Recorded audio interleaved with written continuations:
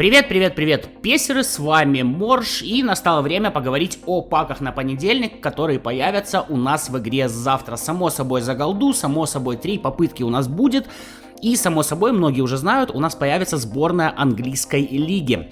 Собственно, вот такие 11 игроков будут у нас представлены. Давайте посмотрим, кто здесь вообще шо почем, кого стоит отсюда ловить и стоит ли вообще все это открывать. Да, у многих есть обычные карточки с прошлой части, если они у вас есть, конечно же, не стоит. Но есть и новички, которые только в этой части у нас пришли в игру. И это хороший шанс за небольшое количество золота получить действительно топовых игроков. Кстати, если ты не знаешь, как донатить из России, то в закрепленном комментарии ссылка на мою личку в Телеграме, пиши «помогу». Там же в закрепленном комментарии ссылка на мой второй канал, где я закончил прохождение хоррора. Сегодня будет последняя серия, сегодня будет финал. В общем, все ссылки в описании и закрепленном комментарии, ну а мы давайте переходить к игрокам. Итак, первый у нас маунт, это атакующий полузащитник из Челси, будет он иметь... 4 уровня ему можно будет прокачать, 8 статов раскидать. Если нажать на автоматическое раскидывание статов, ему добавляют пасы и дриблинг. Я, если честно, бы добавлял ему не пасы и не дриблинг, а скорее я бы сделал вот так вот, 2 на пас, 2 на дриблинг и немножечко все-таки поднял бы ему скорость, чтобы скорость и ускорения были 80 и 81. Имеет он отличный стиль атакующий полузащитник, вы знаете, я очень люблю этот стиль, может он сыграть и на центральном полузащитнике. И обычно его карточка стоит 170 тысяч. Да, не самые большие деньги, тем не менее маунт должен быть очень хорош за счет именно стиля, неплохих показателей скорости, в принципе и реализации, и паса, вполне себе универсальный игрок. Далее, Александр Арнольд, вот такую вот прокачку нам... предлагают автоматическую, то есть 4 у нас идет в защиту, 4 у нас идет в скорость. Я бы, наверное, все-таки 2 оставлял в скорость и 2 добавлял бы в ускорение, чтобы, опять же, была скорость 83 и ускорение 81. Мне кажется, вот так вот будет поинтересней. Арнольд выделяется у нас охренительным пасом навесом, и если вы используете атакующих правых защитников, которые должны грузить в штрафную, то тут, конечно, Арнольд дико хорош. Мне вот единственное, что не нравится, что он не занимает позицию правого полузащитника, а тем более у него игровой стиль специалист по навесам. Вот если бы у него на правом полузащитнике была родная позиция, было бы кайф. Я сейчас как раз хочу собрать команду, которая будет играть именно навесами. По навыкам у него все вполне себе неплохо, и обычно его карточка стоит 280 тысяч. Уже поболее, получить 280 тысяч за 100 голды, по-моему, неплохо. Дальше вратарь. Здесь у нас раскидка статов вот такая, 89 он будет иметь на максимальной прокачке. Обычно его версия стоит 34 тысячи, всего лишь копейки, я думаю, он вам нахрен не нужен. Да, вратарь этот субъективчик, вдруг этот может прям нереально тащить, но я что-то сомневаюсь. Бруно Фернандеш из Манчестер Юнайтед, максимальную прокачку, опять же, тут уходит все в пас и дриблинг, но я бы на самом деле все равно ему поднимал бы скорость на 4 и ускорение на 4. Мне кажется, вот так вот он бы смотрелся поинтересней. То есть хотя бы хоть чуть-чуть вытянуть эти показатели. При том, что у него неплохая сила удара, при том, что у него пас и дриблинг в принципе и так достаточно неплох, я бы раскидывал статы вот так. Обычно его карточка стоит 280 тысяч, это не самый дорогой атакующий полузащитник в нашей игре, но Манчестер Юнайтед я собираю полный состав, я за него уже поиграл, вполне неплохо себя показывает. По навыкам тоже все хорошо. Также может отыграть центрального полузащитника. Конечно же, Салах, вот такую прокачку нам предлагает, собственно, автомат. Тут у нас 4 уходит ускорение и 4 уходит в дриблинг. Я, если честно, скорее бы сделал вот так. Я бы поднял ему реализацию на 2, чтобы она была 90. Я бы поднял ему скорость, чтобы она была 89. Вот так вот.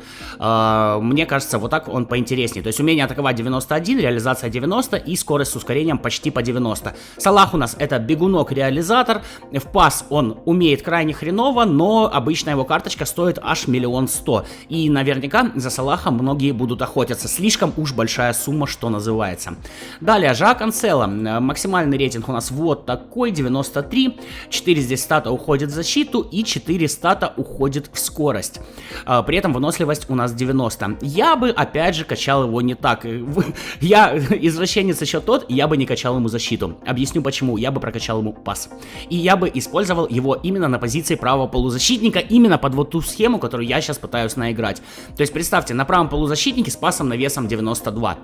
Да, в принципе, на ППЗшника можно поставить Бекхэма, но Бекхэм ни хрена так не будет бегать, как 80 ускорения и 87 скорости. При этом Канцело еще и в защиту умеет. Поэтому мне кажется, что его место вот реально на правом полузащитнике.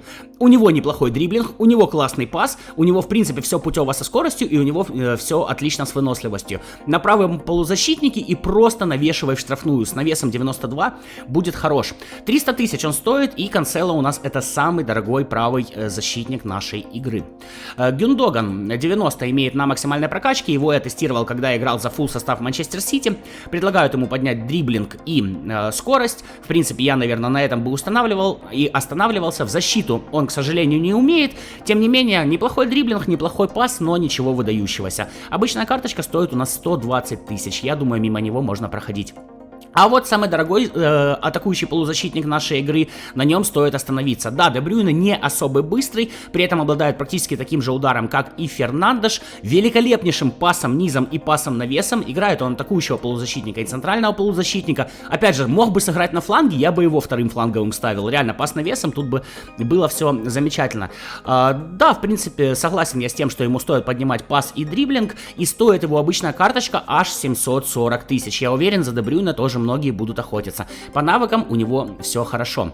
Сон Хён Мин, самый известный казах, бурят, или как там про него шутят в игре, предлагают ему поднять дриблинг и скорость, но я бы поднимал не скорость. Скорость у него и так 91. Я бы поднимал ускорение. Чтобы иметь ускорение и скорость примерно по 90, пасом он опять же не отличается, но при этом у него есть классное умение атаковать и реализация. То есть, опять же, это завершитель. Но чем мне дичайше нравится Сон? Во-первых, охренительная слабая нога 2-3, во-вторых, дичайшая универсальность. На левого полузащитника я бы его не ставил, опять же, паса не хватает, в защиту не умеет. Его позиции это левый нападающий, правый нападающий, оттянутый форвард и центральный нападающий. Стоит Сон 300 тысяч, я его включал в мету, очень классный игрок, мне дичайше заходит, за Соном тоже стоит поохотиться. Дальше у нас Матип, 91 имеет на максимальной прокачке, поднимают ему устойчивость при толчках и защиту, да, но у него тут вообще беда с ускорением, поэтому устойчивость при толчках я бы ему не поднимал, я бы ему скорее поднял ускорение, чтобы хотя бы ближе к 70-70 по скорости и ускорению было. Вряд ли будет вызывать какой-то интерес, обычная карточка стоит всего лишь 76 тысяч, да, более-менее все по навыкам, но ничего, так сказать, особенного. И последний, Тиаго Силва, на максимальном уровне имеет 92, тут ему тоже поднимают корпус и поднимают защиту. Опять же, я бы убирал корпус и прыгучесть, у него они и так, в принципе, более-менее. Я бы поднимал на 2 скорость и я бы поднимал на 2 ускорения, чтобы, опять же, получить хотя бы здесь плюс-минус скорость и ускорения по 70.